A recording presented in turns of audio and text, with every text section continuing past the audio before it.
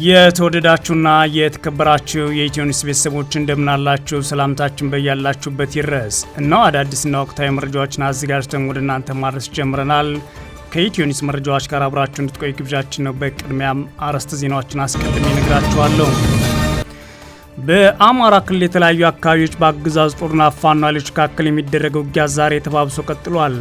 በክልሉ ራያ ቆቦ ለተከታታይ ቀናት በቀጠለው ከባድ ውጊያ የፋኖ ኃይሎች ወሳኝ አካባቢዎችን ተቆጣጥረዋል ሲሉ የመረጃ ምንጮች ተናግረዋል። አፋብኃ በበኩሉ ቆቦ ሮቢት ከተማን ፋኖ ተቆጣጥሯል ሲል አስታውቋል። በጎጃም የተለያዩ አካባቢዎችም ውጊያ መቀጠሉ ተሰምቷል። በዝርዝር የምናየው ቀዳሚ ዜና ነው። የቲዲኤፍ ቢሮ የህወሓት ማዕከላዊ ኮሚቴ ያሳለፈውን ውሳኔ ማጽደቁን ዛሬ አስታውቋል። በሌተናል ጄኔራል ታደሰ ወረደና በህወሓት መካከል የተፈጠረው ልዩነት ለመፍታት ንግግሮች አሁንም ቀጥለዋል ተብሏል። የህወሓት ማዕከላዊ ኮሚቴ ምክር ቤቱን በመመለስና ፕሬዝዳንት ለመሾም የወሰነውን ውሳኔ ተከትሎ የተቋማት ሰራተኞችና ኃላፊዎች እንዲሁም የህወሓት አደረጃጀቶች ውይይቶችን በማድረግ ውሳኔዎች እያጸደቁ ይገኛሉ። ቲዲኤፍን የሚመራው የትግራይ ሰላምና ደህንነት ቢሮ እንዲሁም የሚኒሻ ጽሕፈት ቤት ዛሬ ተመሳሳይ ውሳኔዎች ማሳለፉ ተሰምቷል። በዝርዝር የምናየው ሌላኛው ጉዳይ ነው። ኢራን ባቀረበችው የድርድር ነጥብ ላይ ፕሬዝዳንት ትራምፕ ደስተኛ ለመሆናቸውን የአሜሪካ ባለስልጣናት ተናግረዋል። በሌላ በኩል የጀርመኑ ቻንስለር የኢራን አመራሮች አሜሪካን እያሳፈሯት ነው ብለዋል። የአሜሪካ ግምጃ ቤት ኃላፊ ደግሞ ከኢራን አየር መንገዶች ጋር የሚተባበር ሌላ ማዕቀብ ይጣልበታል ሲሉ አስታውቀዋል። የተወደዳችሁና የተከበራችሁ የኢትዮኒውስ ቤተሰቦች አብራችሁን ስትቆዩ እነዚህና ሌሎች ትሰማላችሁ። መልካም ቆይታ ይሁንላችሁ። በአማራ ክልል የተለያዩ አካባቢዎች በአገዛዙ ጦርና ፋኖ ኃይሎች መካከል ዛሬ ውጊያ ተባብሷል። በክልሉ ራያ ቆቦ ለተከታታይ ቀናት በቀጠለው ከባድ ውጊያ የፋኖ ኃይሎች ወሳኝ አካባቢዎችን የተቆጣጠሩ ሲሆን አፋብኃ በበኩሉ ቆቦ ሮቢት ከተማን ፋኖ ተቆጣጥሯል ብሏል። በጎጃም የተለያዩ አካባቢዎችም ውጊያ መቀጠሉን የተሰማው በዛሬው ዕለት ሚያዝያ 20 2018 ዓ.ም በክልሉ ወሎና ጎጃም የተለያዩ አካባቢዎች በአገዛዙ ጦርና ፋኖ ኃይሎች መካከል ውጊያ እየተደረገ እንደሚገኝ የኢትዮኒውስ የፋኖ የመረጃ ምንጮች ተናግረዋል። በተለይም በሰሜን ወሎ ራያ ግንባር ላለፉት ተከታታይ ቀናት በከባድ መሳሪያዎች ታግዞ የተቀሰቀሰው ውጊያ ዛሬም ተባብሶ ቀጥሏል። የአማራ ፋኖ ብሔራዊ ንቅናቄ ምኒልክ ህዝብ በትላንትናው ዕለት ሚያዝያ 19 2018 ዓ.ም ለሰዓታት ከተደረገ ውጊያ በኋላ ቆቦ ሮቢት ከተማን የፋኖ ኃይሎች ተቆጣጥረዋል ሲል አስታውቋል። የፋኖ ኃይሎች በቆቦ ወረዳ መንደፈራና ቀዩ ጋሪ አካባቢዎች ከአገዛዙ ጦር ጋር ከባድ ውጊያ አድርገዋል ያለው አፋብኃ ምኒልክ ለሚዲያችን በላከው መረጃ ነው። በወረዳው ከመንደፈራና ቀዩ ጋሪያ በተጨማሪ ጎላሽ፣ ዞብል፣ ድንጋይ ቀበሌ፣ አዲስ ቀኝ፣ ኮባ መንደር፣ ገመደመዩና ሌሎች አካባቢዎች ለቀናት የሚደረገው ውጊያ ዛሬም ቀጥሏል ሲሉ ለኢትዮኒውስ የተናገሩት ደግሞ የቆቦ ነዋሪዎች ናቸው። የፋኖ ኃይሎች ለተከታታይ ቀናት ባደረጉት ውጊያ ዞብልና ጎላሽ አካባቢዎችን ተቆጣጥረዋል። በቦታ የነበረው የአገዛዙ ጦርም ለቆ ሸሽቷል ነው ያሉት ነዋሪዎቹ። በቆቦ ገደመዩ አካባቢ ደግሞ በቡድን መሳሪያዎች የታገዘ ከባድ ውጊያ ቀጥሏል ያሉት የአካባቢ የመረጃ ምንጮች በቀዩ ጋሪያና በወረዳው ደጋማ አካባቢዎች የብልጽግና አገዛዝ የከባድ መሳሪያ ድብደባ እየፈጸመ ይገኛል ብለዋል። በተጨማሪም የፋኖ ኃይሎች የትግራይ ኃይሎች በጋራ ይንቀሳቀሱባቸዋል በተባሉ የዋጃ ዙሪያ ገደሩ ቀጠና ተከታታይ ተኩስ እንደሚሰማ የመረጃ ምንጮች አክለው ተናግረዋል። በራያ ግንባር ከሳምንት በፊት በላይ ያለ መቋረጥ በቀጠለው የአገዛዝ ጦርና የፋኖ ኃይሎች ውጊያ ሌሎች ኃይሎች መሳተፋቸውም ተነግሯል። በተለይም ከብልጽግና አገዛዝ ጎን በመሰለፍ ራሳቸውን የትግራይ ሰላም ሰራዊት ብለው የሚጠሩ ታጣቂዎች ፋኖን ወግተዋል ሲል የአማራ ፋኖ ብሔራዊ ንቅናቄ አረጋግጧል። በተጨማሪም የራያ አላማጣ ሚኒሻዎች ራሳቸውን ስበር ራያ ብለው የሚጠሩ የአካባቢው ታጣቂዎች በውጊያው ከአገዛዙ ወግነው መሳተፋቸውን የኢትዮኒውስ የመረጃ ምንጮች አረጋግጠዋል። በቀጠናው ውጊያ የትግራይ ኃይሎች ከፋኖ ኃይሎች ጎን በመሰለፍ ተሳትፎ አድርገዋል በሚል በአካባቢው የኢትዮኒውስ የመረጃ ምንጮች ቢናገሩም በፋኖ ኃይሎች በኩልም ሆነ በትግራይ ኃይሎች በኩል ግን እስካሁን በይፋ የተባለ ነገር የለም። ሆኖም የብልጽግና አገዛዝ በቆቦ ከተማ ባደረገው የአመራሮች ስብሰባ ላይ ሁለቱ ኃይሎች ተጣምረውብናል ሲል መናገሩን የመረጃ ምንጮቻችን ተናግረዋል። በአማራ ክልል በአገዛዝ ጦርና ፋኖ ኃይሎች መካከል የሚደረገው ውጊያ በጎጃም ቀጠና የቀጠለ ሲሆን በተለይም በምስራቅ ጎጃም ዞን መርጦ ለማርያም፣ ፈለገ ብርሃን፣ በአንድ ጎጽ የሆኑ አካባቢዎች ከፍተኛ ሰብአዊና ቁሳዊ ጉዳት የተመዘገበበት ውጊያ መደረጉን የፋኖ ኃይሎች ይፋ አድርገዋል። በተለይም በመርጦ ለማርያም፣ ሰኞ ገበያ፣ ወሪያ መስቀልና አካባቢው በፋኖ ኃይሎች ቁጥጥር ስር ገብተዋል ሲል አፋብን ይፋ አድርጓል። በዛሬው ዕለትም በመተከል ዞን የፋኖ ኃይሎች በአገዛዝ ጦር ላይ ውጊያ መክፈታቸውን የፋኖ የመረጃ ምንጮች ለኢትዮ ኒውስ ተናግረዋል።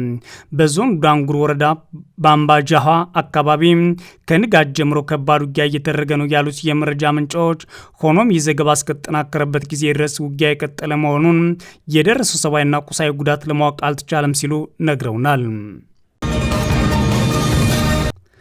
የቲዲኤፍ የህወሓት ማዕከላዊ ኮሚቴ ያሳለፈውን ውሳኔ ማጽደቁን አስታውቋል። በሌተናል ጄኔራል ታደሰ ወረደና በህወሓት መካከል የተፈጠረው ልዩነት ለመፍታት ንግግሮች ቀጥለዋል። የህወሓት ማዕከላዊ ኮሚቴ ምክር ቤቱን በመመለስና ፕሬዚዳንቱን ለመሾም የወሰኑ ውሳኔ ተከትሎ የተቋማት ሰራተኞችና ኃላፊዎች እንዲሁም የህወሓት አደረጃጀቶች ውይይት በማድረግ ውሳኔ እያጸደቁ ይገኛሉ። የትግራይ ሰላምና ደህንነት ቢሮም የሚኒሻ ጽሕፈት ቤቱን ጨምሮ ዛሬ የተመሳሳይ ውሳኔ አሳልፌያለሁ ብሏል።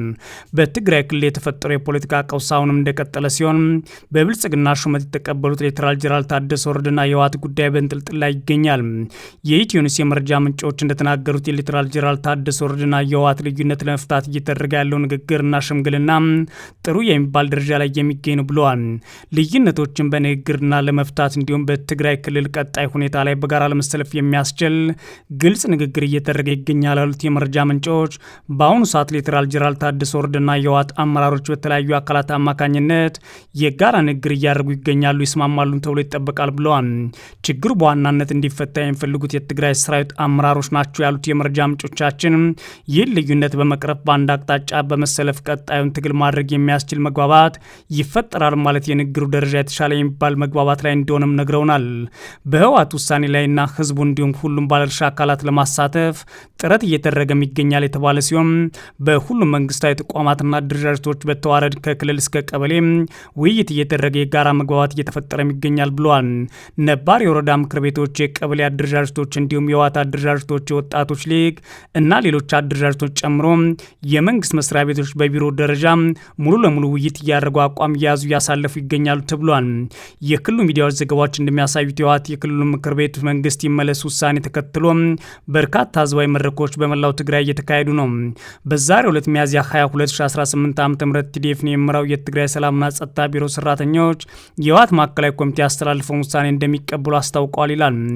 የሰላምና ጸጥታ ቢሮ የሚኒሻ ጽሕፈት ቤት፣ የብዝሃነትና የህዝብ ግንኙነት ጽሕፈት ቤት እንዲሁም የትግራይ ማረሚያ ቤቶች ኮሚሽን ሰራተኞች የህወሓት ማዕከላዊ ኮሚቴ ተወዝፎ የነበረውን የትግራይ ምክር ቤት ወደ ስራው ይመለስ በማለት ያስተላልፈውን ውሳኔ እንደሚቀበሉ አረጋግጠዋል ሲል የሰላምና ደህንነት ቢሮ ባወጣው መግለጫ አስታውቋል።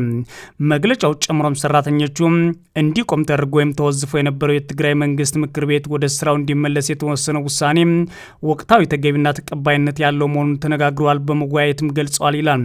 በውይይቱ ዋና ዋና ነጥቦች ተነስተዋል የተባለ ሲሆን የትግራይ ህዝብ ከባለፈው መስዋዕትነት ካለው ኢኮኖሚያዊ ፈተና እንዲሁም በአመራሩ ዘንድ ከሚታየው የአገልግሎት መንፈስ አንጻር ትኩረት ሊሰጠው የሚገባ ስራ ይጠብቀዋል ተብሏል ይላል መግለጫው። በመድረኩ የተገኙት የእነዚህ ተቋማት ከፍተኛ አመራሮች ገልጸዋል እንደተባለው በአሁኑ ወቅት ምርጫ ለማካሄድ አስቸጋሪ ሁኔታ ላይ በመሆኑ የተደቀነብንን ችግር ለመፍታት ተወዝፎ የነበረው መንግስትና ምክር ቤት ወደ ስራ ከመመለስ ውጭ የተሻለ አማራጭ የለንም ሲሉ ኃላፊዎቹ ለሰራተኞች መናገራቸውን ዘገባ ያሳያል። ለቀረቡት ጥያቄዎችና አስተያየቶች ማብራሪያ የሰጡት የትግራይ ማረሚያ ቤት ኮሚሽን ኃላፊ የተባሉት አቶ ተወልደ ብርሃን ተስፋለም የህወሓት ማዕከላዊ ኮሚቴ ውሳኔ ያስተላለፈውን የፕሪቶሪያ ስምምነት የመጣንበትና ያለንበት ሁኔታ መነሻ ማድረግ ትክክለኛ ውሳኔ ነው ሲሉ አስረድተዋል ተብሏል። በመድረኩ ተሳታፊ በኩል እንደ ችግር ተነስተዋል የተባሉ ሀሳቦች ትክክል ናቸው፣ ለዚህም ነው ምክር ቤቱን መመለስ ችግሮቻችን ንፍታ እየተባለ ያለው ሲሉ አቶ ተወልደ ተናግረዋል ይላል መግለጫው። በተለይም ደግሞ የውይይት ተሳታፊዎች ለማዕከላዊ ኮሚቴ ውሳኔ ያላቸውን ድጋፍ ገልጸዋል፣ ለተግባራዊነቱም እንሰራለን ብሏል ይላል።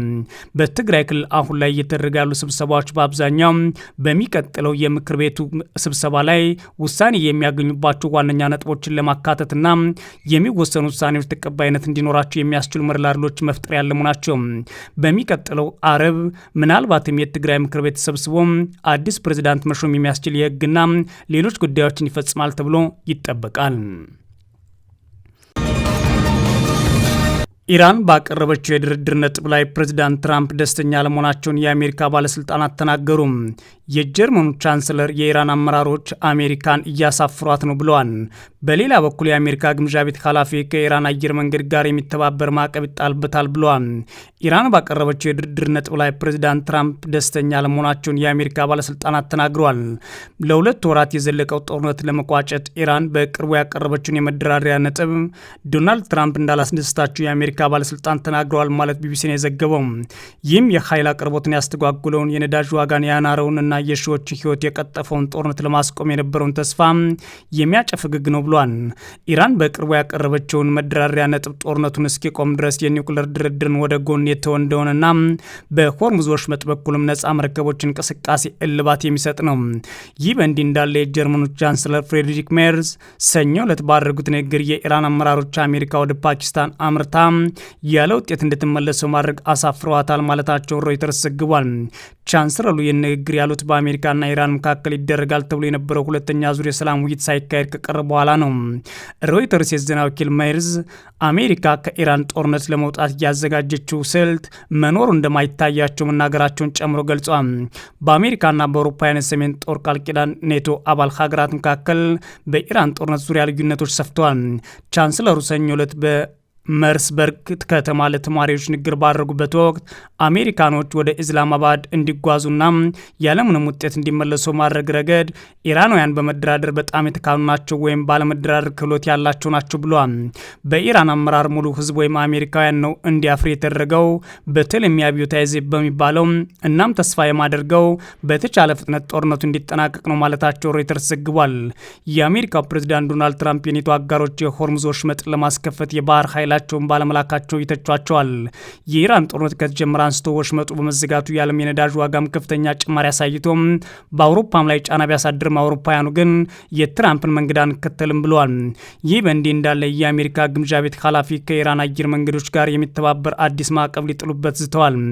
የአሜሪካ ግምጃ ቤት ኃላፊ ስኮት ቤንሴት ከኢራን ጋር አየር መንገዶች ጋር የሚተባበሩ ኩባንያዎች ማዕቀብ ይጣልባቸዋል ሲሉ አስጠንቅቀዋል። ኃላፊው በኤክስ ገጻቸው ላይ ባስተላለፉት መልእክት ይህ እርምጃ አገራቸው ኢራን ላይ የምታደርገው የምጣኔ ሀብትን ጫና አካል መሆኑን ወቁ ብለዋል። ቤንሴት መንግስት በስራቸው የሚገኙ ኩባንያዎች ለኢራን አውሮፕላኖች አገልግሎት ላለመስጠት አስፈላጊውን ጥንቃቄ እንዲያደርጉ አስጠንቅቀዋል።